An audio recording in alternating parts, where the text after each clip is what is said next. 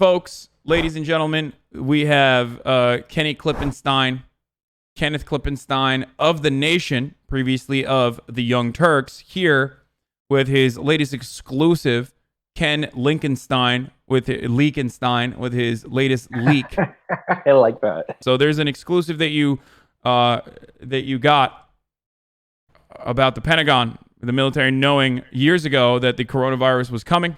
The Pentagon warned the White House about a shortage of ventilators, face masks, and hospital beds in 2017, but the Trump administration did nothing. Why are you doing fake news? Donald Trump said nobody knew about this. Yeah, as hard as that is to believe, the president who started out saying, what did he say? It was a hoax, and then it wasn't a hoax, and now we have to use social distancing. We have to actually not do social distancing after Easter. So it seems like he said everything under the sun. But what this document that was given to me shows is that in early 2017, this was a draft plan for how to respond to a pandemic. And what was interesting about it is that the Pentagon identified as a top pandemic concern a respiratory illness, an influenza outbreak, very, very similar in how they described it to what ended up happening right now. And in addition to that, the report anticipated that there would be exactly what you're seeing now: shortage of hospital beds, shortage of respirators, shortage of surgical masks. So unfortunately, all of this was known at the highest levels of the national security state. Unfortunately, that didn't trickle down into policy, and I think you can imagine why. Yeah, that's one of the many things that he's lied about, as you mentioned. What I find to be rather interesting about this, of course, is that not only did Donald Trump have knowledge of this, or at least his administration had knowledge of this, but they also cut the pandemic response team. And what I want to understand here is this normal process in your experience? Like, is this normal for the Trump administration to routinely ignore professionals and their analysis in this situation?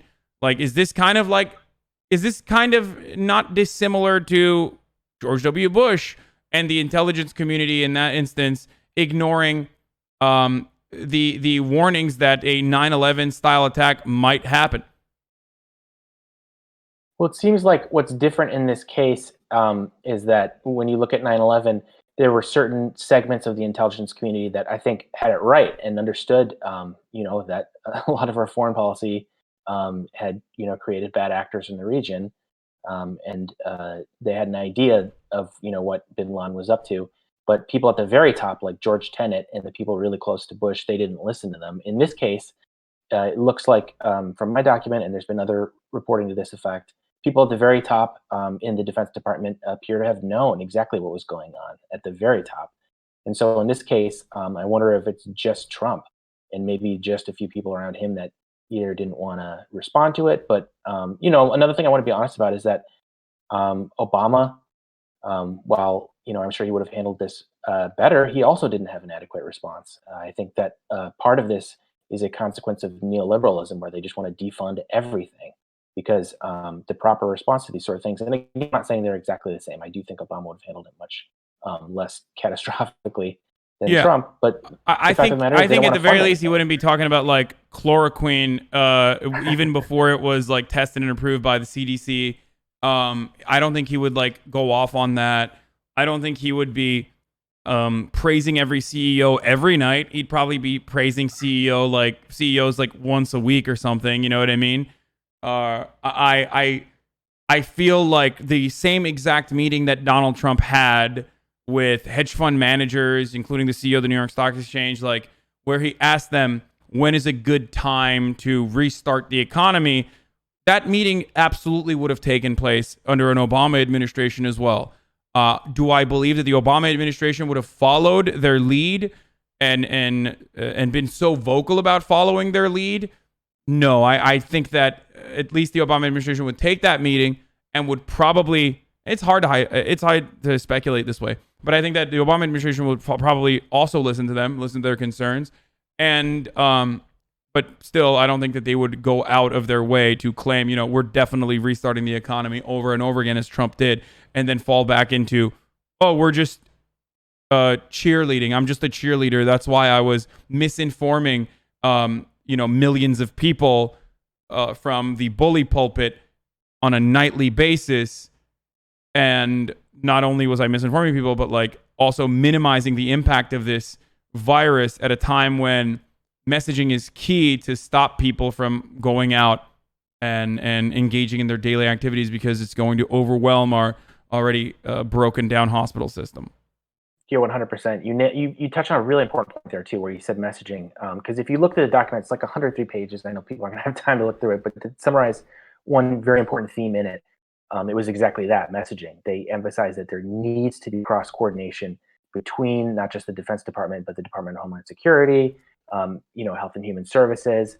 All of government has to come together and coalesce around kind of hammering home this point that this isn't a joke. You have to social distance, or I'll be frank. If just quoting from the article, they say there can be social collapse if we don't take something like this serious. Like, the consequences are very serious. And what you saw with the administration, as you say, was the exact opposite. The presidency, it's negative in a lot of ways, but one way that it can be good, it can be a sort of conductor that is kind of like coordinating the different parts of the kind of orchestra, and that's just the opposite of what Trump did here. And what we were talking about at the very beginning, where it was just mixed messaging, that is exactly the opposite of what the Pentagon's, instructions were about how they're supposed to respond to something like this. So Yeah. I think, I hate to sound like a lib, but it's like, I think a lot of this rests on Trump's shoulders in a way that perhaps, liberals try to be a little rosy with Obama. I think that it's quite appropriate to, blame a lot of this on Trump and his handling of it. Yeah, I do think, like I said, I do think that Obama probably would have handled it better. It's pretty hard to handle it as poorly as Donald Trump has. I mean, I don't think Obama was going to put up like the liberal version of the My Free Pillows guy, whatever that might be, to say like Obama is a gift from God. I guess he'd have a Muslim imam as a Muslim Kenyan to come up and praise him. I want that. Can we do that? Yeah, Allah has brought down this light in the form of Barack Hussein Obama, mashallah. That sort of thing, I guess. But all jokes aside, as you mentioned in your piece as well, the intelligence community is warned about the threat from a highly pathogenic influenza viruses for 2 decades at least. They have warned about coronaviruses for at least 5 years.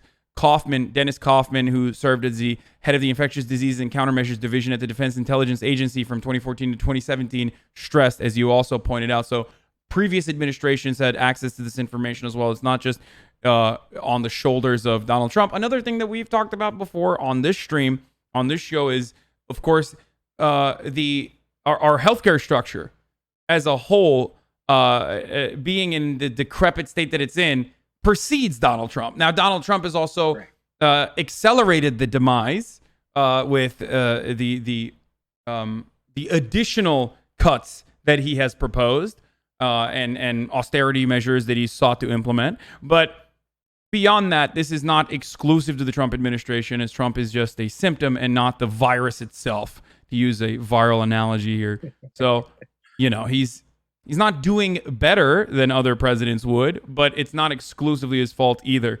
I think that's in the interest of fairness, that's something to mention. Yeah, that's the nuance that I kind of wanted to strike when I quoted that expert from the intelligence community, very senior person. A lot of people, I certainly didn't know this, and I cover national security, so I probably should, but within the Defense Intelligence Agency, part of something that's actually part of what's called the intelligence community, the CIA, FBI, so on and so forth. They actually have a medical division that specifically is tasked with watching outbreaks exactly like this. So when you see that the White House is, getting information and getting notified about these things for years, that's just what we know that's unclassified. Undoubtedly, the classified information they're getting is far more granular and probably far more urgency, far more detailed. So I think it is probably a lot worse than what we know, the extent to which this administration overlooked these warnings. Yeah, I think they are right, by the way. I can't believe I'm saying this, but I guess I am a CIA operative myself, as leftists would claim. I am a fake leftist, but the intelligence community is correct. when they look at this from the point of view of national security. I have talked about this before in the past couple of weeks, where the Western world as a whole has shown, even with countries that have universal health care, the Western world has shown how incapable they are, or how woefully inept they are at dealing with a pandemic of this magnitude.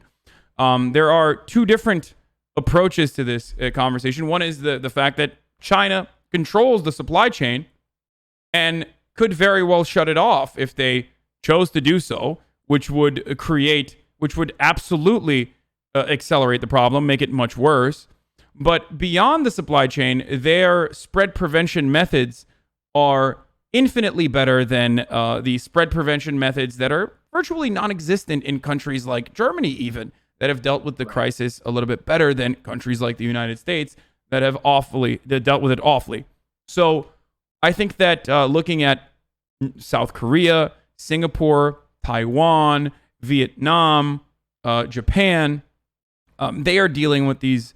They're dealing with the pandemic in a much more measured and much better capacity than the Western world has in comparison. Because the comparison you can make is to Italy and Spain and the United States, where we have failed.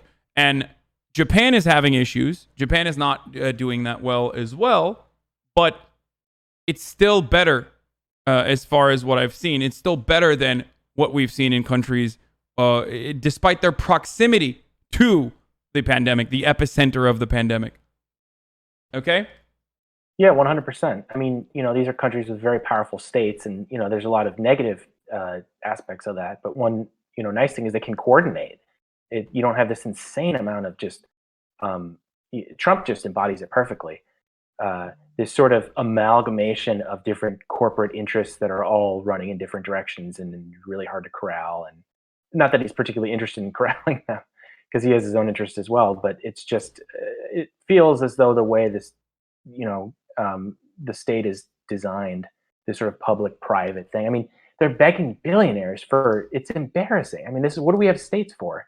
We're going to be begging businesses to, that's the whole point of the social contract. Like, you give up your sovereignty to a state in exchange for certain, collectivization of resources and the understanding that they'll take care of you. And I don't think there's that literacy around what states are for in many parts of the West, I'm sorry to say.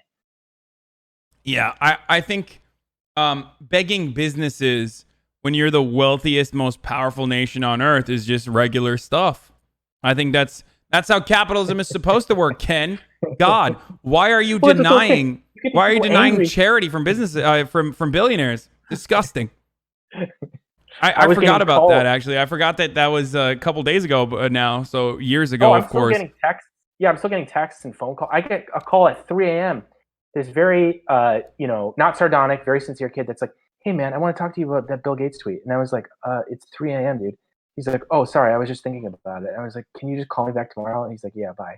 It's like these people, people believe it, man. They really believe this dogma. It's not just, some crappy here in econ class and kind of let it wash over you. It seems like a lot of people have really internalized. Well, that's the reason why they do the $25 million donation, which is crumbs for them. Right. But that's why they do it, because people will vociferously run to their defense. That's what you're buying when you buy that kind of charity. That's you buy this kind of defense from people who are not billionaires. It's very effective.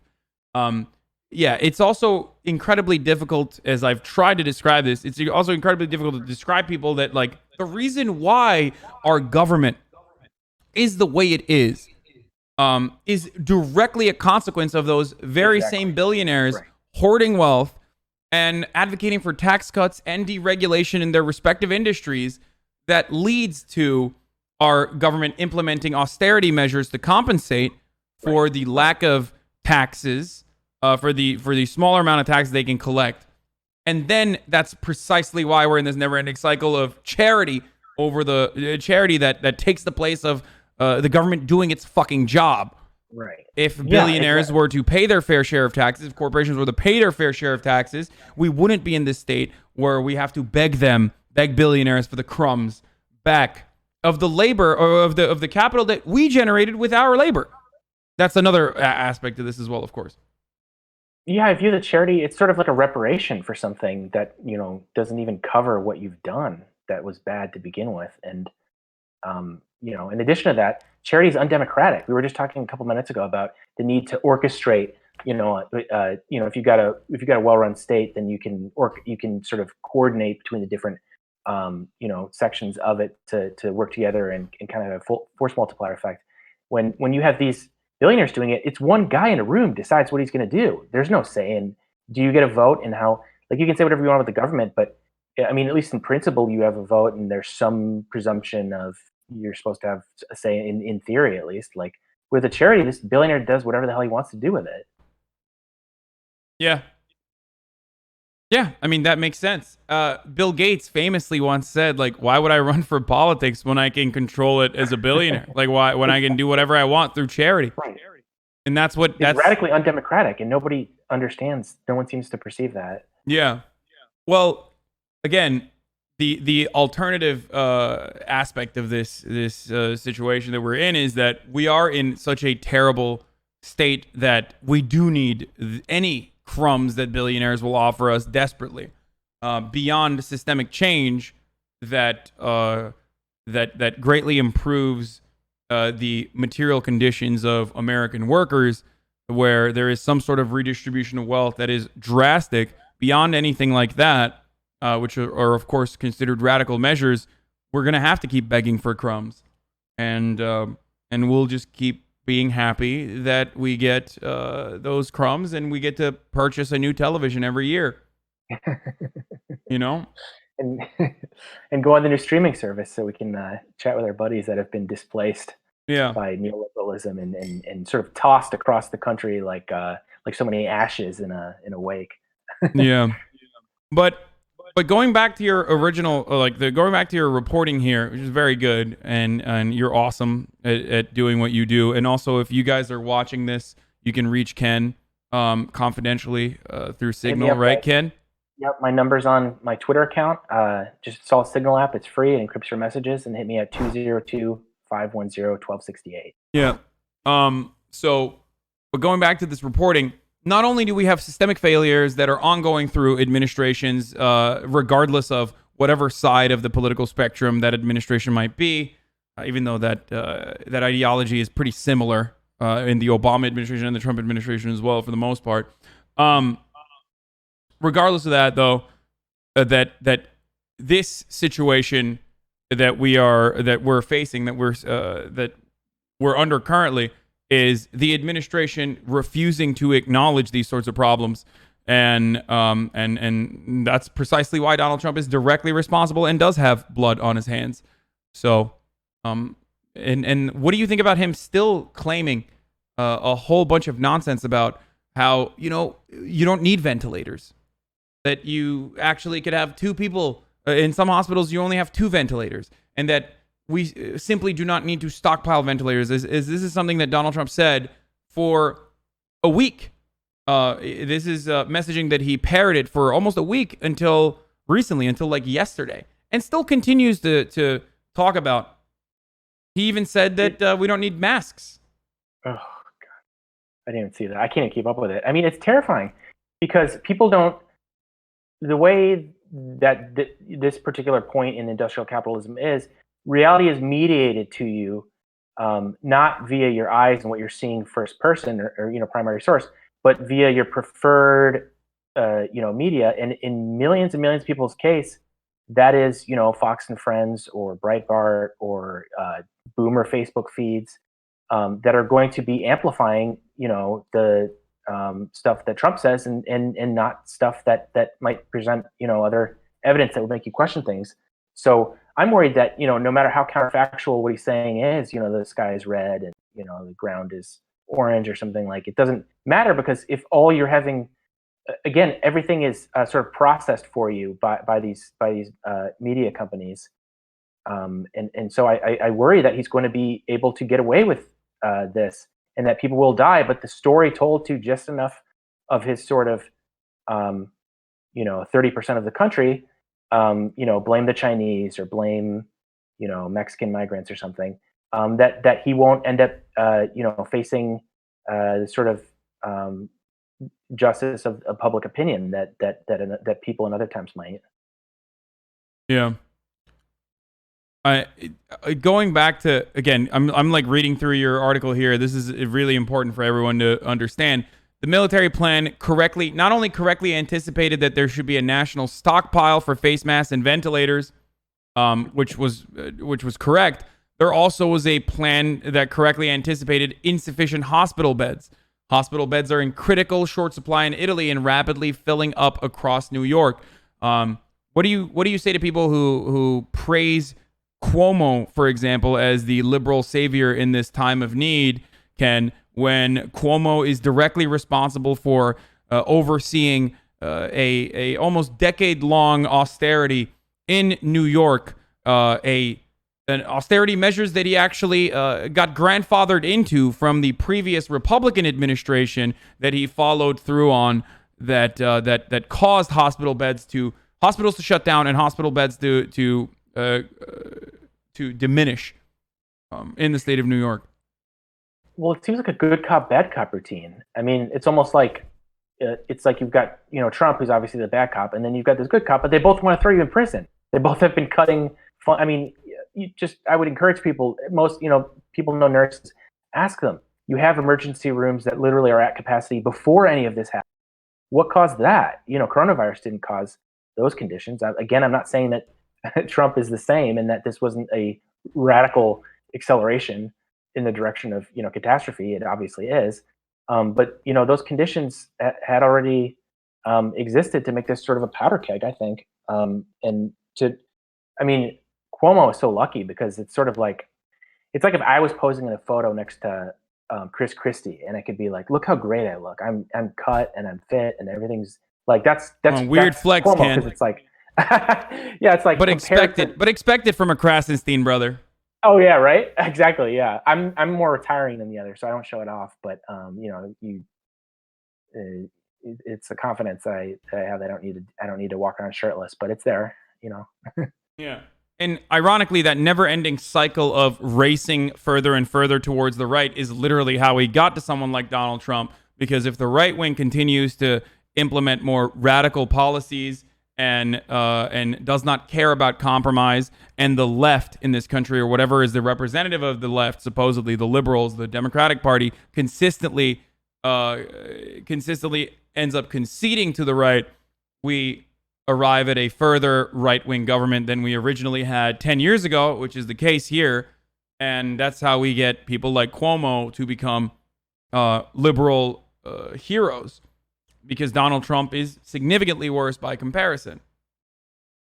You have a situation where both parties are defunding the social welfare state or social democracy, and then in the minds of ordinary people who don't have time to sit through and think this stuff through, that discredits government to them, because they're it's like public transit, for instance. You cut it, and then everyone begins to associate public transit with some sort of inherent inefficiency because it's always late, it's never on time, not understanding that that is a consequence of very particular policy decisions. And so when you've got the Democrats doing that, then I think on the whole that just ends up discrediting people's minds any notion of the public commons or just publicly owned things being positive. Maybe we should just throw it all to corporations because it seems like that's more efficient anyways. And I do think that's sort of what Cuomo and sadly many of the Democrats represent and have for decades now.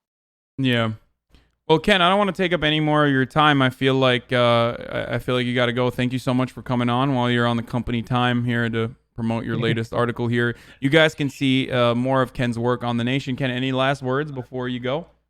All right. If anyone's military, anyone's law enforcement, signal me 202-510-1268. Peace, guys. Ken loves our troops in law enforcement. He loves it. All about, yeah, totally, dude. All right. All right. Take it easy, buddy. All right. Bye, Ken.